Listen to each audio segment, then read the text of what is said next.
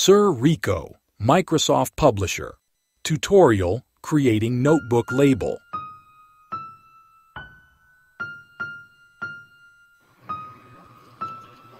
Okay, this time may makapagawa po sa ating isang notebook label. Ayan, so nag-start na po akong mag-load. Ang gagamitin ko pong application ay Microsoft Publisher. Ayan. So I already started the Microsoft Publisher. Ayan, in the Microsoft Publisher, tatanungin mo din po muna siyempre ang nagkapagawa kung ano ang gustong design. So this time ang sabi po ay Naruto border. So I tried to use the Google, then nag-search po ako ng applicable design na gusto ko o pwede nating i-apply. Then kinopy po natin. Yeah, so this is for demonstration lang po. No copyright intended po to sa uploaded na picture. And thank you po sa nag-upload o gumawa ng border na yan. So, syempre po, I modified the image. This time, I'm going to use the rectangular tools. So, the rectangular tools allow me to have a border. Ayan, so, dito po sa publisher, mayroon po tinatawag tayong mga layer. So, gagawin po natin, i-bring to back po natin yung border.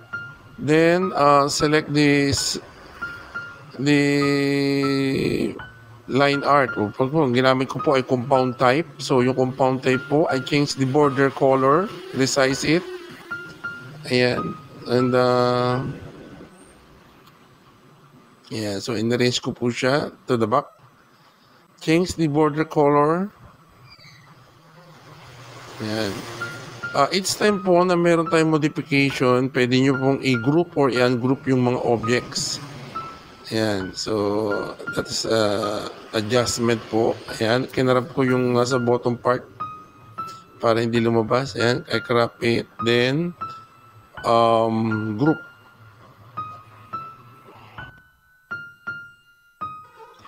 Always remember na once na nag-add ka ng mga object, make it sure na ito po ay may group mo.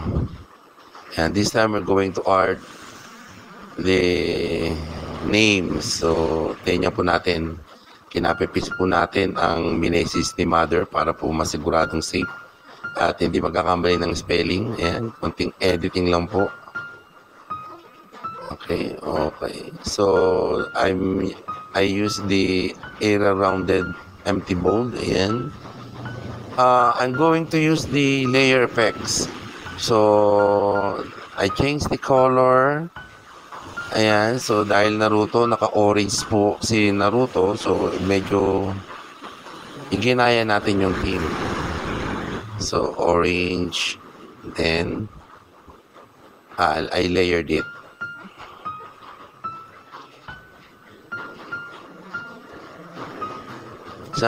Be particular din po with the border size.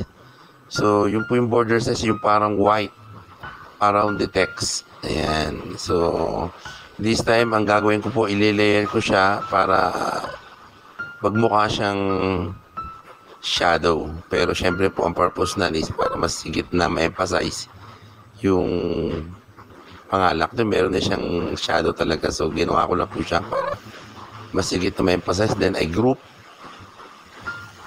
the word art, resize it, and place it inside the border. So, as you can see, para masyadong makapal yung text na ginamit ko, I change the size. Ayan.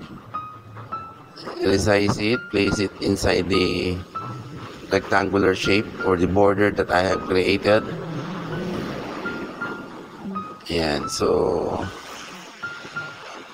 be careful in sizing or resizing the text. Ayan. Once na meron kayo minodify, always make it sure that you're going to group it first before moving along with your or work on your label. Ayan, this time I'm going to add the grade. Ayan, so grade level. So it's grade 7. Ayan, so I'm going to place it on upper right. Upper left part of the text.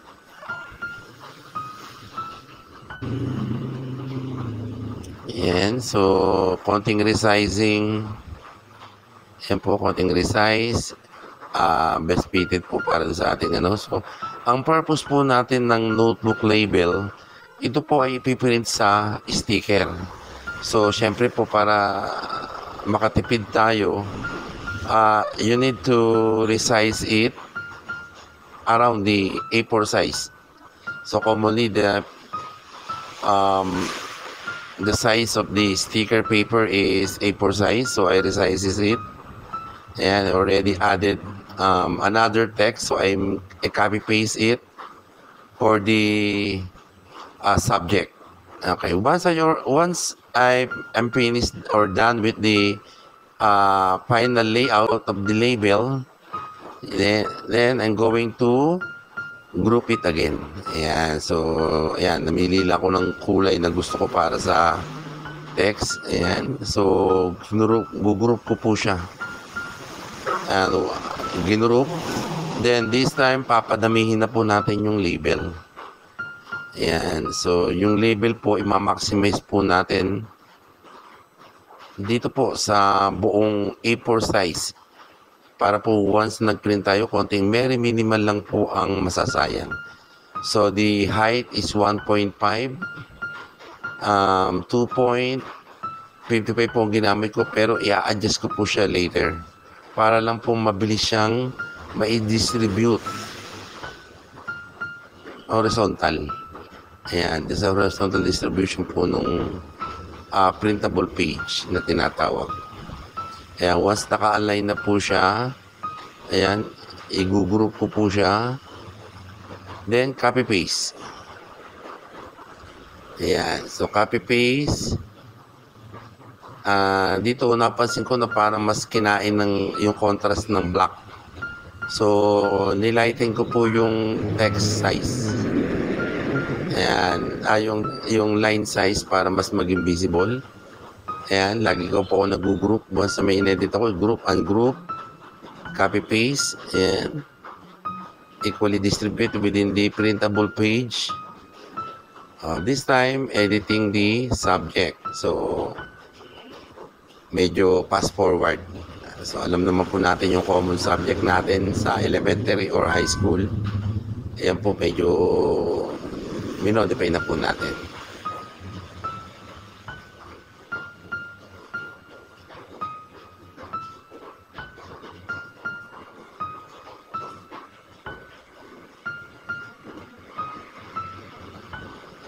This time, gagawa na po tayo ng label. Yung label po naman is composed lamang ng name ng bata. Kasi po, we already completed the subject. So, in grade 7 hanggang MAPE. Ayan. So, yun naman po mga label na to commonly nilalagay ito sa mga pencil case, ball pens, and other school paraphernalias. So, once I already modified it, group, ayan, arrange it within the page. Ayan. Then, pag na-arrange na, alam niyo naman po ulit, copy and paste, distribute within the page. Ayan. At siyempre sabi ko nga po sa inyo, naggawa lang po ako ng initial sizing. So kasi po ang A4 size is 8.35 yata or 1/3 ng inch by 11.69 ang size. So i-distribute ko siya within the page and save it. So that is ready for printing. Thank you.